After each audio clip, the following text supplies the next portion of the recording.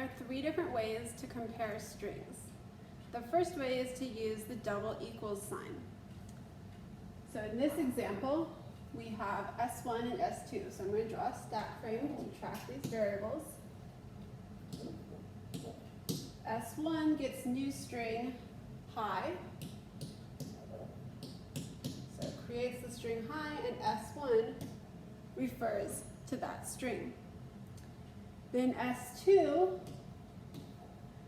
creates a new string with the words high, and S2 gets a reference to that string. So even though they both have the same letters in the string, we created them in different spots in the computer's memory. S1 and S2 each have a reference to their own spot in memory. So when we get to our third line, we have a Boolean R equal. Remember, Boolean is either true or false. And this variable R equal is getting the value of S1 equals S2. So when we see the equals, that's asking us to look at the value of S1 and S2 and see if they're equal. If they are, then this expression evaluates to true, and otherwise it evaluates to false. So we look at the value of S1, it's a reference to this spot in memory. We look at the value of S2, it's a reference to this other spot in memory. They are not referring to the same spot in memory, so they are not equal. It doesn't matter what is at this location in memory if that's the same.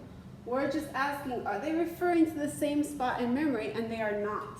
So R equal is false. The second way to compare strings is to use the equals method. This is part of the string class. So I've copied in here the Java doc for this equals method. We can see in the Java doc it includes the method declaration. It says it returns a Boolean. The return type is a Boolean. That's good because we want to know, are they true or false? Are they equal or are they not? So in this example, we again have S1 and S2.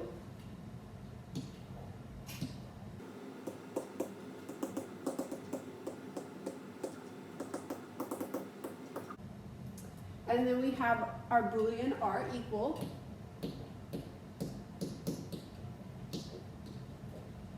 But this time we're setting R equal to the value of S1 dot equals S2.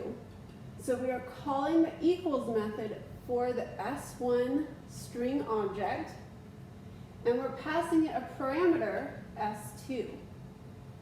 So what this does is it looks at the strings, the text stored at the memory locations referenced by S1 and S2. So in this case, it looks at what S1 is referring to, that's high. It looks at what S2 is referring to, that's also high.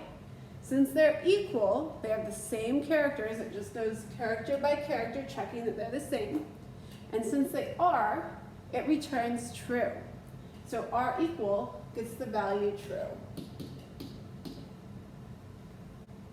The third way to compare strings is using the compare to method.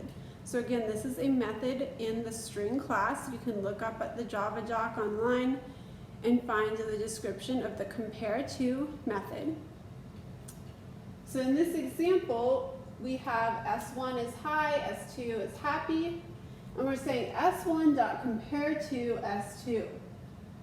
So this looks at S1 and it is going to figure out if it comes alphabetically before or after S2.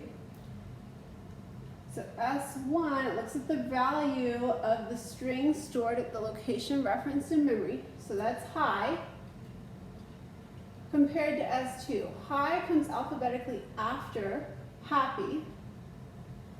So since it comes after the string in parentheses, it's going to return a positive number. We don't know what positive number, it's just going to be some positive integer. So order is going to be a positive number.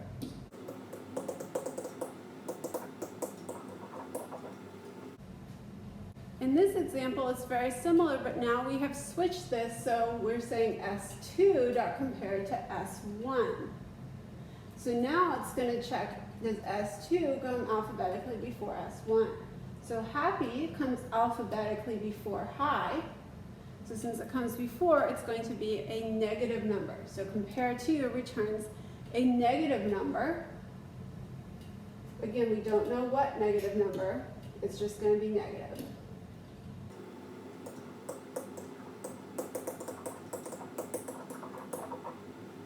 So a good way to remember if it's going to return negative or positive number is if the first string comes before the second string, like this example, it's going to be negative because negative numbers come before 0.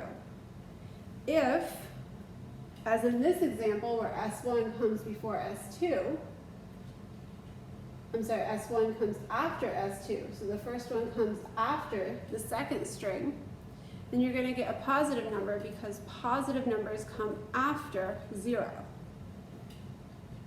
If the two strings are equal, then it's going to return 0.